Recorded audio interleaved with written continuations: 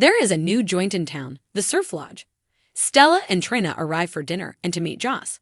Joss arrives, apologizes for being late, but also invites them to the Savoy for free food, drinks, and dancing all night as part of Brook Lynn's party. Stella notes that must be why Curtis closed the club tonight, and that means he's at Chase's party. Trina is glad he's able to get out and cut loose. Stella thinks the girls should go and have fun too. Trina isn't sure, and Stella excuses herself. Stella returns and says she gave up their reservation so Trina and Joss can go to the party. Trina thanks her Aunt Stella. At the Savoy, Brook Lynn gives a speech to thank everyone for coming and supporting her, and they all toast. Lois also encourages everyone to try the signature cocktail, the Brook Lynn Chaser. Tracy approaches Lois and asks where the music is. Lois totally forgot the music and doesn't know what to do. Olivia also approaches and asks where the music is.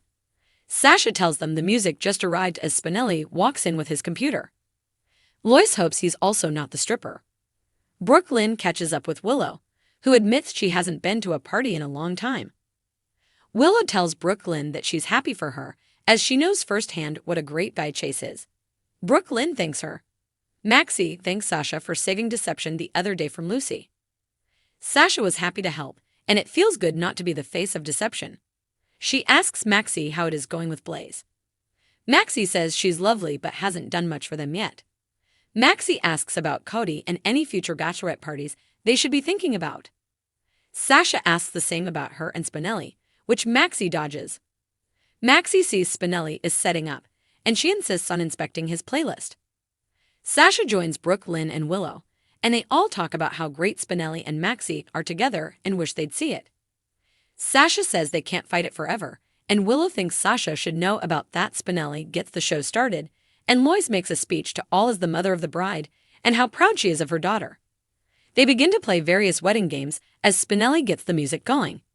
When they play a round of hot potato with a bouquet, it comes down to Lois and Tracy ends up the winner.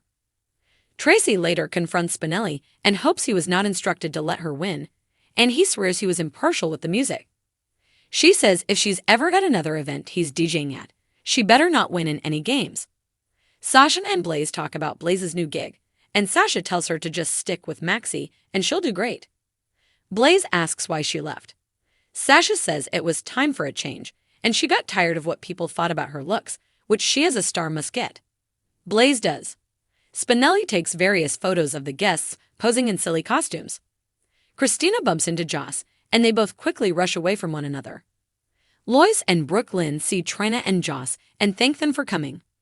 Olivia announces it's time for the gifts. Trina and Joss give her a day at the Metro Court Spa, and she says she'll save it for after the honeymoon when she'll be tired and need extra pampering. Lois gives her a ring, one of hers that Brook Lynn loved trying on as a little girl. The music starts, and Brook Lynn tries to get Tracy out to dance, but she refuses. Brook Lynn pulls Trina out instead, and Lois and Olivia bring the Bensonhurst vibe to the party.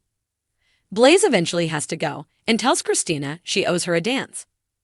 Joss tries to get Tracy out on the dance floor, and Tracy pretty much blows her off too.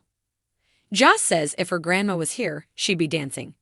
A very Trump Tracy agrees that Bobby would, and hits the dance floor, even dropping it low. Spinelli begins jumping all over and joins the party as well. Kristina and Joss run into one another again. Kristina doesn't know what Joss' problem is with her, so drop it. Joss says her problem is she refuses to see her dad for who he is. Does she really not know what he did to Dex? Kristina can tell Joss is drunk, and she's not making sense as Dex doesn't work for her dad anymore.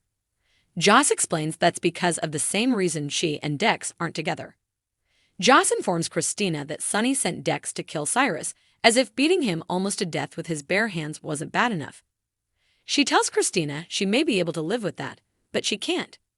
Trina takes a selfie with Willow to send to her aunt to show how much fun she's having. At the hatchet-throwing bar, Curtis and Drew compete, and Ned warns Curtis to watch out that Drew doesn't put a hatchet in his back. Michael butts in and suggests a Quartermain ceasefire for the night. Dante gathers everyone to toast to Chase. Curtis talks with Jordan, who is happy to see him back on his feet. Curtis is happy for her too, as TJ and Molly are having a baby. Curtis tells Jordan about all the things he wants to do now that he's walking again and how he also realizes